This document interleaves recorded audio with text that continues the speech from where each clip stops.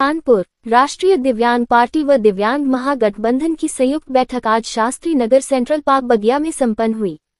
बैठक में बेसिक शिक्षा विभाग के दिव्यांग शिक्षकों का अंतरजनपदीय स्थानांतरण न होने के विरोध में 31 अगस्त को इको गार्डन में धरना देकर मुख्यमंत्री के नाम संबोधित ज्ञापन सौंपने 7 सितंबर को विधानसभा का घेराव करने का निर्णय लिया गया कि दिव्यांग उत्पीड़न के मामलों में थानों में रिपोर्ट दर्ज न हो तो दिव्यांगजन थाने व पुलिस अधीक्षक कार्यालय का घेराव करेंगे। राष्ट्रीय दिव्यांग पार्टी के राष्ट्रीय अध्यक्ष व दिव्यांग महागठबंधन के महासचिव वीरेंद्र कुमार ने कहा कि दिव्यांगों का हर स्तर पर उत्पीड़न हो रहा है। दिव्यांगजन अधिनियम 2016 की धारा 2(8) के तहत दिव्यांगजनों की सुविधा को देखते हुए स्थानांतरण का प्रावधान है। दिव्यांगजन अधिनियम 2016 के अध्याय 4 की धारा 20 में दिव्यांग कर्मचारियों की तैनाती व स्थानांतरण के संबंध नीति बनाने की व्यवस्था दी गई है। इसके बावजूद बेसिक शिक्षा विभाग में कार्य दिव्यांग शिक्षकों का स्थानांतरण सरकार द्वारा नहीं किया जा रहा है, जबकि सरकार ने इस संबंध में 4 जून 2026 को शासनादेश जारी किया है। इस शासनादेश के तहत अब तक ऐसे सभी दिव्यांगजनों का स्थानांतरण हो जाना चाहिए जो अपने गृह जनपद या इच्छित जनपद में स्थानांतरण चाहते हैं। वीरेंद्र कुमार ने कहा कि सरकार नियम कायदे कानूनों का पालन नहीं कर रही है, दिव्यांगजनों के लिए बने कानूनों का उल्लंघन कर रही है, जिसकी वजह से आंदोलन का निर्णय लेना पड़ा है। सरकार ने बेसिक शिक्षा विभाग के दिव्यांगजनों का अंतरजनपदीय स्थानांतरण नहीं किया तो विवश होकर 31 अगस्त को इको गार्डन में धरना व 7 सितंबर को विधानसभा घेराव का निर्णय लेना पड़ेगा। वीरेंद्र कुमार ने बताया कि उत्तर प्रदेश में 3000 दिव्यांग बेसिक शिक्षक इससे प्रभावित है। आज की बैठक में दिव्यांग महागठबंधन के महासचिव वीरेंद्र कुमार, राहुल कुमार, अल्पना कुमारी, अरविंद सिंह, गुड्डी दीक्षित, सरला, ओम प्रकाश दास, जितेंद्र कुमार वर्मा आदि शामिल थे। आज दिव्यांग महागठबंधन और राष्ट्रीय दिव्यांग पार्टी की संयुक्त बैठक हुई है। बैठक में प्रमुखतः 2 बिंदुओं पर विशेष चर्चा हुई है। एक तो ये है कि जो उत्तर प्रदेश में दिव्यांग बेसिक शिक्षक हैं उनका अंतर जनपदीय स्थानांतरण होना है। लंबे समय से बेसिक शिक्षा विभाग में लंबित है। गवर्नमेंट ने 4 जून को शासनादेश जारी किया, उसका अनुपालन आज तक नहीं हुआ।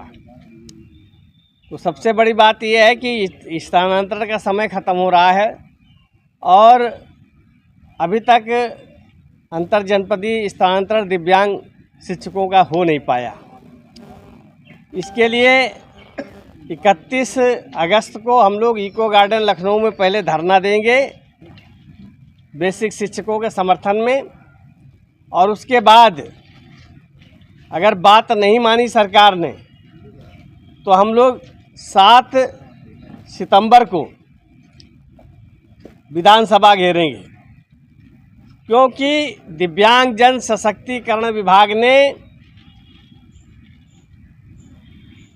आदेश जारी कर दिया है कि दिव्यांग जन अधिनियम 2016 की धाराओं के तहत जो सरकारी कर्मचारी हैं उनका स्थानांतरण गृह जनपदों में कर दिया जाए।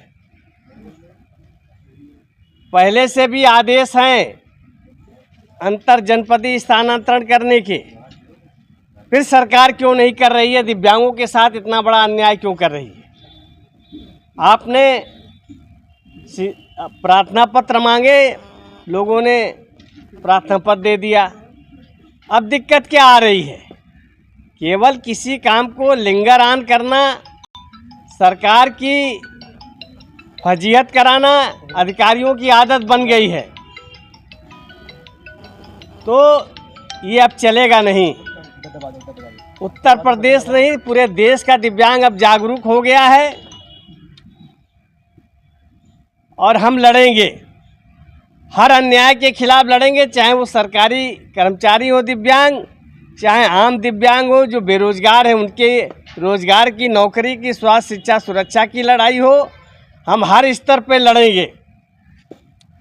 हमारा अधिकार है, हमारे लिए कानून बना है, उस कानून का पालन होना चाहिए। जब तक कानून का पालन नहीं होगा तब तक कुछ भी हम नहीं करने वाले हैं। हम पीछे नहीं हटेंगे। राष्ट्रीय दिव्यांग पार्टी, दिव्यांग महागठबंधन सड़कों पर उतरने के लिए तैयार है। इसलिए सरकार को चेतावनी है कि समय रहते मांगों को पूरा करें। दूसरी बात, उत्पीड़न के मामले बढ़े हैं। उत्पीड़न के मामलों में हमने राष्ट्रीय दिव्यांग पार्टी के सभी पदाधिकारियों कार्यकर्ताओं से अपील किया है कि आप लोग किसी भी उत्पीड़न के मामले में थाने में रिपोर्ट दर्ज नहीं होती है तो थाने को और एसपी कार्यालय को घेर लीजिए और तब तक वहाँ से मत हटिए जब तक उनकी एफआईआर दर्ज नहीं होते। हमें न्याय दिलाना है दिव्यांगजनों को, और जब तक न्याय नहीं मिलेगा हम लड़ते रहेंगे।